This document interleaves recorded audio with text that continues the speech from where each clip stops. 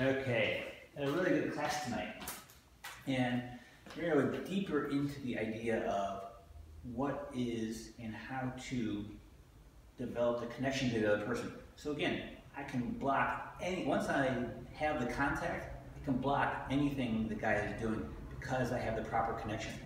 Now, like I said, the connection ultimately starts with self. I have to know the right tension on my arm, and then he has to have a certain level of tension on his arm. And if he doesn't have that level of tension on his arms, then I can just plow through it. If I'm here and we're rolling with that, and his tension is like too loose, and he's like kind of, very loose in his arms, and from here, then it's easy to flow with it. Because I'm not here, I don't want to come in and like seek that tension. But if the tension is correct between the two people, then, and again, this is a developmental process, so I can continue to develop my flow of blocking. Then when I'm here, at this point, I feel his tension in his arm run from his arm down into the shoulder and into his body core. And then from that point, when I'm able to feel that with both sides, and I'm here, I have that tension, and he moves any which way, I can flow with that and maintain that tension. And as he continues to attack, I can flow with that. And he continues to attack, I can flow with that. And I continue to flow. Because from here, if he stops for this moment, at this point, he has that tension. Now I can feel up his arms into his body core that level of tension. And if that tension is not there, because now he's like too limp with that, then I can just flow through and attack, and continue to attack. But if I want to develop my blocking, which allows me to flow and deal with different types of strength and force, I have to be able to maintain that level of contact. That's what we call, the big picture between the two people.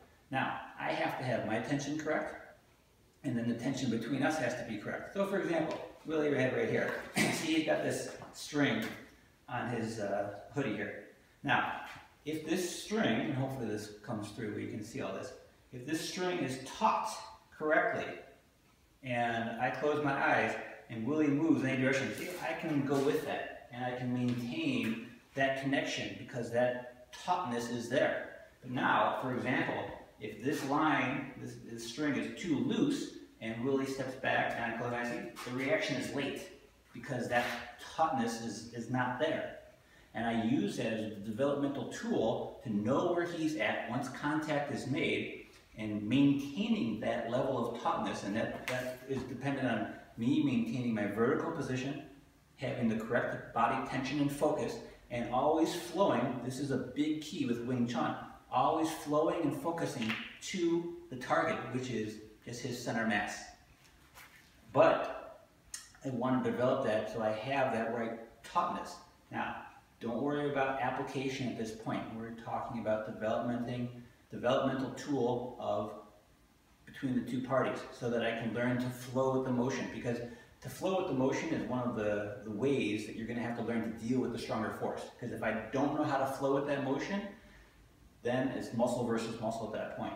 So when I'm back here and we're rolling, now I have my tension, I feel the contact point, and I don't feel like I've got to like lay into him here. All I need to do is try to create my tension correctly. This is what we call the wall. I have my wall, and my wall is in place.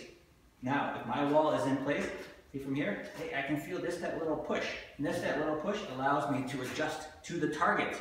This is the big thing you have to understand, is that I'm not just coming here and think, oh, make him feel my wall. That's just your BS ego talking. But from here, I have to adjust to the target. See, I'm always pointing to the target. So I flow to the target, flowing to the target, flowing to the target, flowing to the target. See, from here, flowing to the target. Now, if I stop for a second, you've got to ask yourself, if I hold my motion, all right, can I feel him push? And if he's pushing at my arms, it's even easier because he's making the mistake and he's learning, but he wants to flow to the target, which is me. Meaning that I don't want to come in here and if he's trying to attack me again, see there, I'm just blocking his arm. I don't want to do that. He keeps attacking me, yeah, block his arm. See, ultimately, that's going to get through.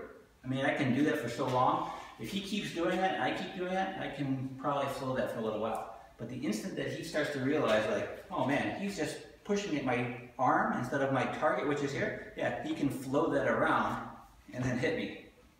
Even though I gotta kind of help him out with that. So, if you understand that, you'll understand how to block everything. Good luck.